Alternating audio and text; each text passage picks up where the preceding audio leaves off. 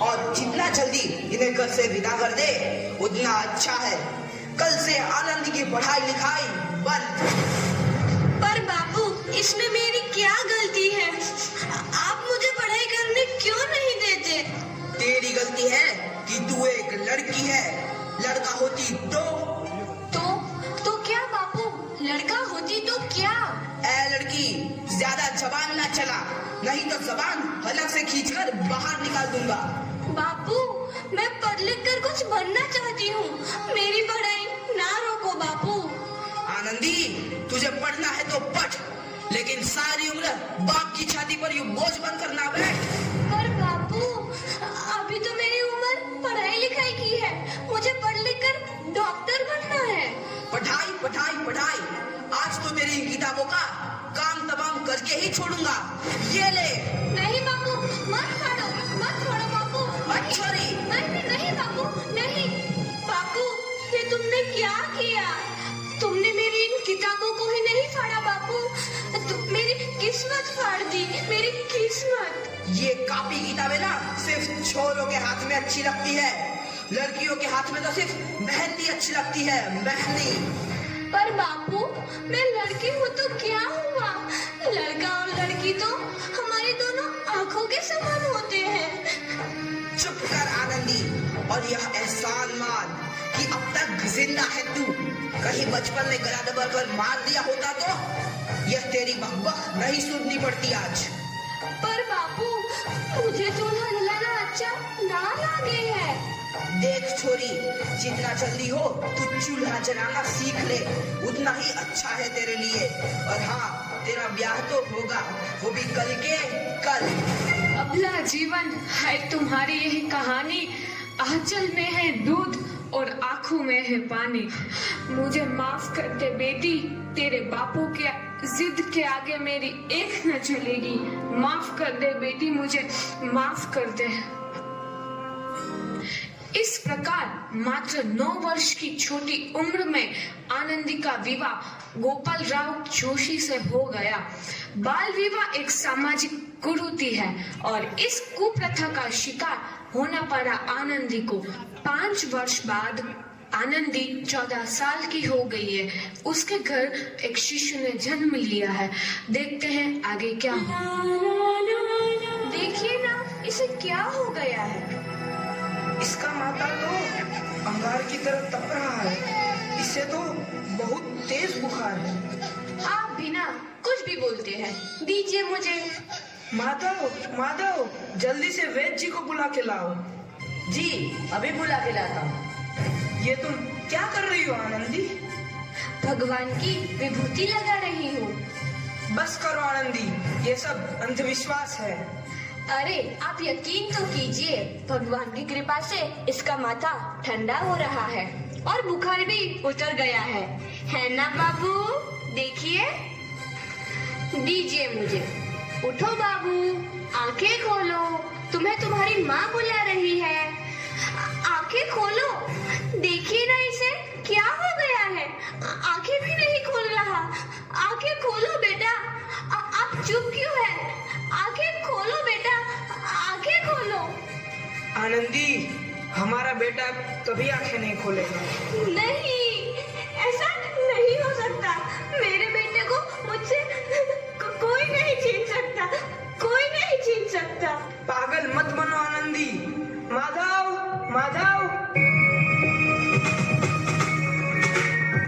आनंदी, बंद करो ये पागलपन। भगवान ने मेरा बच्चा छीन लिया। भगवान ने नहीं, तुम्हारी अशिक्षा और अंधविश्वास ने तुम्हारा बच्चा छीना है। अगर तुम पढ़ी लिखी होती तो आज हमारा शिशु जीवित होता। तुम अनपढ़ तुम अनपढ़ थी आनंदी, अनपढ़। नहीं, अब मैं अनपढ़ नहीं रहूंगी मैं अनपढ़। मैं पढ़ूंगी ताकि कल किसी और आनंदी को इलाज के अभाव में अपना बच्चा ना खोना पड़े। शाबाश आनंदी, और यही तुम्हारे अपराध के लिए प्रायश्चित भी है।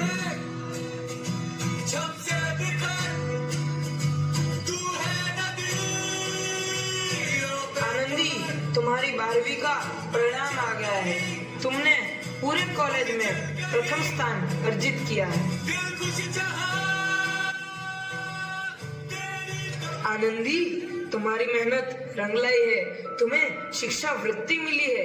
ये लो तुम्हारे अमेरिका जाने की टिकट। मुझे शिक्षा वृत्ति मिल गई, मैं अमेरिका जा रही हूँ। पर ये सब मैं अकेले कैसे कर पाऊंगी? आनंदी, अपने आप को इतना कमजोर क्यों समझ रही हो? फिर इतना पढ़ने लिखने का क्या फायदा? तुम अभी गवार की गवार नहीं हूँ मैं अब गवार।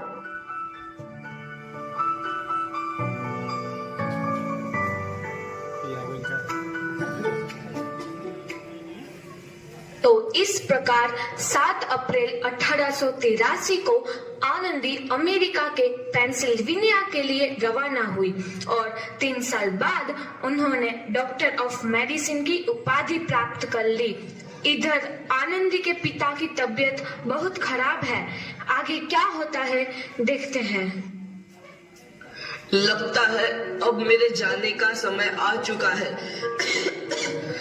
अब मैं नहीं बचूंगा। ऐसा मत बोलो।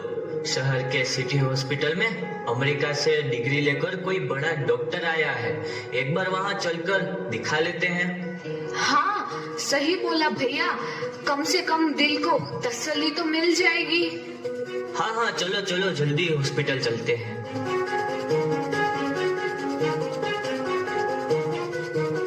इस मरीज की हालत तो बहुत ही खराब है। कोई चमत्कार ही इसे बचा सकता है। ऐसा मत बोलो भाई। डॉक्टर साहब कब तक आ जाएंगे? लो आ गई डॉक्टर मैडम। डॉक्टर मैडम जल्दी देखिए, मरीज की हालत बहुत ही खराब है।